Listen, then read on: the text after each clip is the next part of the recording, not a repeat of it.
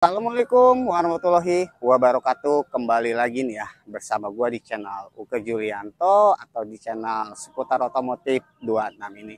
Nah, mungkin gua sekarang baru upload video lagi teman-teman ya, karena memang di bengkel pun lagi rame-ramenya juga. Jadi gua belum sempet bikin video tutorial ataupun perawatan, servis dan juga fitur-fitur pada mobil kalian teman-teman. Dan sekarang gua bakalan memberikan informasi nih terkait memasuki servis 40.000 teman-teman, karena memang ada beberapa di kolom komentar, bahkan ada juga yang nge-DM gue di Facebook gitu ya, karena gue sendiri di grup-grup ini masuk grup-grup komunitas teman-teman ya. Jadi ada beberapa yang nge-DM, yang bertanya-tanya, dan gue sekarang bakalan ngebahas ya teman-teman. Dan untuk di video berikutnya gue bakalan ngebahas terkait sistem keamanan pada Agya mobil ini teman-teman. Karena ada yang menanyakan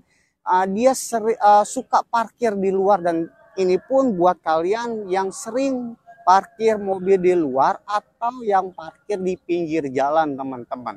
Dia ini kasusnya tiba-tiba mobilnya penyok baret, tapi alarmnya ini nggak berfungsi gitu teman-teman. Bukannya nggak berfungsi sih, jadi mungkin nggak kedengeran ataupun bunyinya kurang sensitif.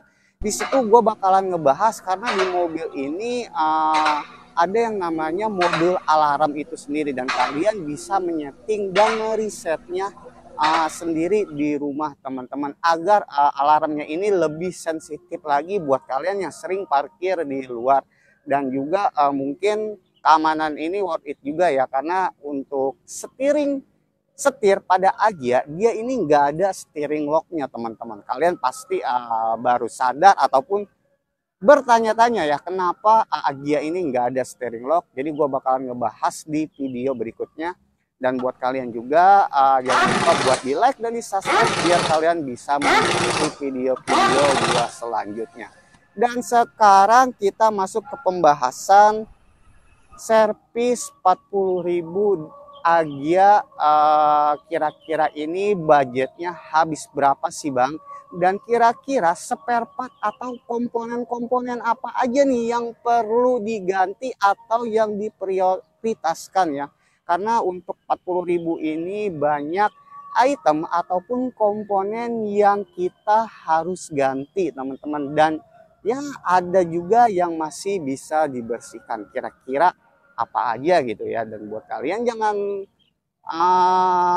melewatkan video-video gua ini, jadi untuk sekedar informasi. Jadi kira-kira yang pertama ini, item yang perlu kita periksa ataupun kita ganti sebetulnya ada di buku servis ya. Jadi kalian pun bisa melihat pedoman servis di mobil kalian, tapi kita bisa memilahnya teman-teman. Jadi untuk servis 40.000 ini, dia ini kisaran harga jasanya ini sekitar 650 ribuan deh. Tapi sesuai dengan zona wilayah kalian masing-masing ya. Nah, jadi untuk 40.000 masih free service karena sampai 60.000 kilometer ya. Jadi kalau sudah memasuki 70.000 ke atas, jadi kalian sudah kena biaya jasa normalnya. Untuk sekelas LCG sih harga segitu sih masih worth it aja ya, karena kalau untuk SUV, MPV itu dia lebih mahal lagi teman-teman. Jadi untuk yang pertama, untuk 40.000 ini yang kita perlu wajib ganti yaitu pertama minyak rem teman-teman. Jadi untuk sistem minyak rem ini dia itu di kelipatan 40.000, 80.000. Kita perlu mengganti dan mengurasnya dengan yang baru. Tujuannya ya pasti untuk agar sistem pengeremannya ini dia tetap stabil, dan untuk komponen master remnya dia biar lebih awet. Dan untuk aktuatornya juga dia biar bekerja dengan normal, karena kalau misalkan nggak diganti dia minyak remnya ini lama-lama bakalan menghitam.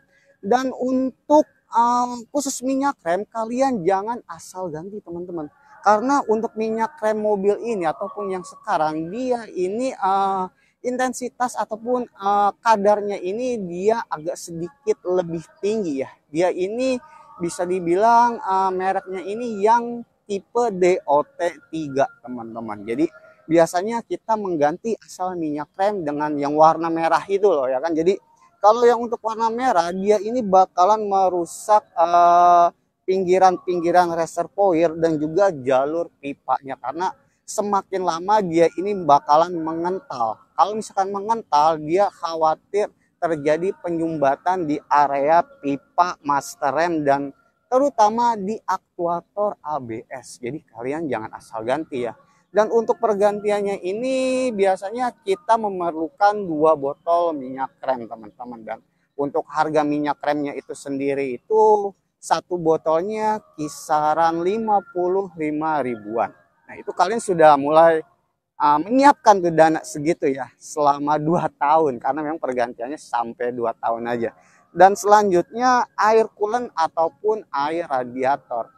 Dan pasti yang namanya air coolant ini seiring berjalannya waktu dan juga pemakaian dia lama-lama berkurang. Jadi kita harus menambahkan air coolant ya, cukup kita menambahkannya ini yang seliteran aja ya. Jadi untuk literan air coolantnya ini kita menggunakan LLC yang tipe warna merah teman-teman.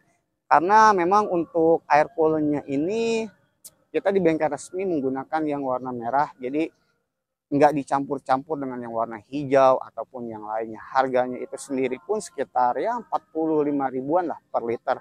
Dan kalian untuk menambahkan air coolantnya itu sendiri ya kalian harus di reservoir tutupnya ini ya. Jangan di sini teman-teman. Biasanya kita menambahkannya di sini.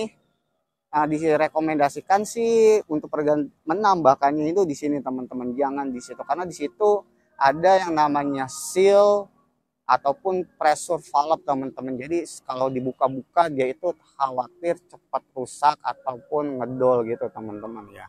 Lalu yang berikutnya, karena memang waktunya pun sudah agak mau maghrib, mungkin videonya ini agak sedikit gua percepat teman-teman. Bukannya percepat ini, jadi gua bakalan set-set ngejelasinnya ya. Jadi untuk yang selanjutnya ini adalah saringan udara teman-teman. Jadi saringan udaranya ini ya pasti kalian tuh sudah tahu ya, fungsinya ini untuk menyaring udara luar biar nggak masuk ke dalam throttle. Jadi menyaring ini biar nggak terlalu kotor. Jadi untuk saringan udara itu kisaran 350 ribuan dan kelipatannya ini pun untuk pergantiannya sih biasanya di kilometer 40 ribuan juga ya. Jadi kalian sudah menggambarkan ya kira-kira budget gue ngeluarin segini lah nanti untuk di servis besar. Lalu yang berikutnya berhubung di kilometer 40 ribu ini, jadi gue sekalian mengganti oli CVT teman-teman. Jadi untuk oli CVT biasanya sih di kisaran 80 ribu normalnya ya, ataupun di 100 ribu. Tapi itu sih ketinggian kalau menurut gue, terlalu lama. Jadi kalau untuk oli CVT ini gue merekomendasikannya ini di kilometer 40 ribu aja sudah cukup 2 tahun itu. Karena kalian kalau mau periksa dia itu setik olinya, oli CVT dia ada di bawah aki ya. Jadi kalian bisa simak video gue sebelumnya, posisi letak setik transmisi kalian coba periksa deh, itu pasti sudah kotor teman-teman. Jadi untuk harganya ini kisaran 550 ribu untuk harga oli CVT. Jadi kalau untuk oli CVT-nya ini melakukan pergantian 2 kali kuras. Karena kapasitas oli CVT Agia ini hanya 2 liter. Sedangkan yang kami jual ini dia driganya ini yang 4 liter teman-teman ya. Nah jadi kalian sudah bisa menggambarkan kira-kira untuk budgetnya ini memangkas. Yang saya sudah pangkas itu harganya ya sudah yang wajib kita ganti teman-teman ya. Lalu yang berikutnya kalian bisa lihat sendiri, ini kondisi kampas rem pada mobil Agia ini sudah mulai agak tipis teman-teman. Kalau ya sudah memasuki di kilometer 40 ribu, jadi kalian sudah bisa lihat sendiri nih. Jadi kalian bisa raba. Kalau sekiranya sudah tipis ya mau nggak mau kita harus ganti teman-teman. Untuk harganya kampas rem itu sendiri pun sekitar 485 ribu teman-teman ya.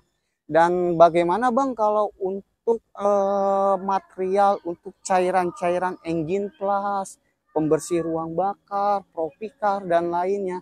Dan itu sih biasanya memang kami menawarkan produk-produk itu sendiri ya untuk menjaga performa mobil kalian ya, seperti cairan engine plus, terus cairan-cairan Propicar, pembersih injektor dan pembersih ruang bakar biar mesin kalian nggak ngelitik di kilometer tingginya. Ya itu sih semua kembali lagi kepada kalian mau apa enggak. Tapi kalau untuk gua pribadi sih kalau memang nggak ada keluhan ya nggak usah juga sih gitu, karena memang kalau kita rutin ganti oli pun jeroan mobil ini, mesin ini pun pasti dia bakalan tetap bersih kok. Dan lalu berikutnya ini teman-teman, balance roda ya. Jadi untuk balance roda dan sekaligus kita merotasi ban depan belakang itu kisaran 200 ribuan, dan untuk spuringnya ini pun harga 250 ribuan. Tapi kalau kalian nggak mengeluhkan setirnya ini miring ataupun ngebuang ya nggak perlu juga sih untuk di spuring, karena kalau memang untuk spuring ini sendiri pun gua kemarin ini setirnya ini agak sedikit miring ke kiri.